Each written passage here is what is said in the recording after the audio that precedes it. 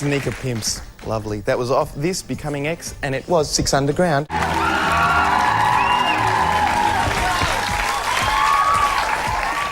Chris and Liam, welcome. Hello. To Recovery and to Australia as well. Thank you very much. Touring this wide round land for the very first time, and you brought along a bit of a rhythm section as well, Joe and Dave. Is it usually just the three of you, you two and Kelly?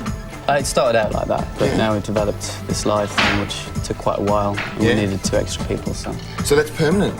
Yeah, I think so. Very nice, very nice, very nice. You started forming back in '92, was that just with you two? Yeah, me and him. You and him. Yeah. All in the bedroom. And then Kelly came along, and how did you find Kelly? We found her in Birmingham, a place in England, which she was singing in a pub. And we thought, yeah, let's... On her own? No, she was... Just she was in a bizarre proto-punk band, so we thought she sounded rather sexy, so we dragged her up to Hartlepool and made her do some music with us. Really? Just like that? And she was singing with another band, Lumiere? That's the one, yeah. What kind of band was that? Was that rocky or like techno-y? Like a pixie-type punky thing. Ah, so different. Yeah, it was different, that's what we wanted. And you saw it and you thought, no, that'll work. Nice. Absolutely. So do you play live often now? All the time. Too much? Yeah. No. No, not too I much. love it. Were you planning to play live, or was it just going to be a kind of recording thing? We weren't planning to do quite so much, but it's turned into total fun. Total fun. Absolutely. Yes. Taking the world on. Do you enjoy the live vibe then? Sometimes not. When don't you? When I'm too drunk to function on stage. Too tired, yes, much too tired to function. Early mornings, for instance. How do you play this kind of music live? Are you using tapes and samplers and stuff? No tapes. No sequences. tapes? Ah. Well, how does it work? There are samplers, but... It's magic. Magic. Oh, Yeah. I like that. And I'm the magician. No, it's quite a simple thing. It's just a couple of keyboards and a few loops. But we do it all live, so we can make as many mistakes as possible. So there is room for mistakes. Yeah, that's the whole point. And movement as well. Very nice.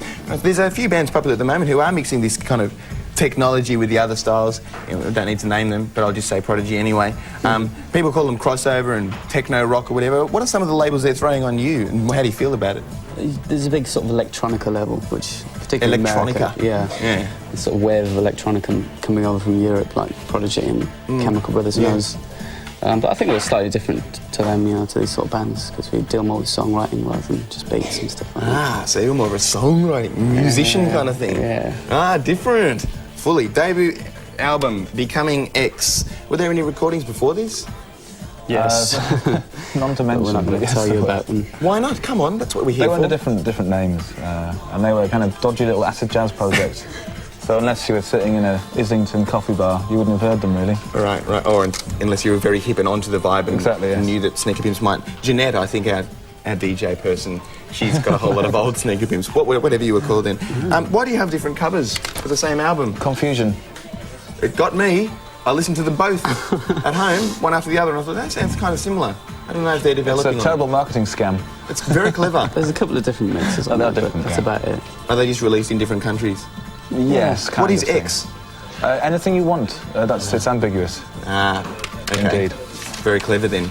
Very clever. Also being featured on a couple of soundtrack compilations. Are they the ones you don't want to talk about? The Saint and Spawn. I can see Both are rubbish. Yes. Rubbish! Rubbish for different reasons. Oh, we've never had an English person say rubbish on our show, but that's great. Well, why? fantastic. How did you feel about the Marilyn Manson collaboration? Was it a collaboration? Can we swear? No, we can't. No, kids TV. Oh, God. You can say bollocks, I think. Bollocks? Bollocks. Isn't that an English word? Bollocks. Never mind the bollocks? Yes. It went wrong, unfortunately. We weren't there for mixdown, so it didn't sound exactly how we wanted. So we took our bits off of it. But that was experience, at least. Yeah? No? Oh, OK. Finally, the question I tell everyone I never ask, but I always seem to anyway. Your name. Sneaker Pimps. Is it anything to do with sneakers? Yes. It is. Yeah. Oh, ace. It is. Wow, It's to do with the Beastie Boys real as well. ones. Really? Two of my favourite subjects. Good. Ace. And pimps. Well, and pimps as well. Well, they send this guy around America finding old school sneakers for them. As a job? As a job. They hired him to do it, That's which is quite cool.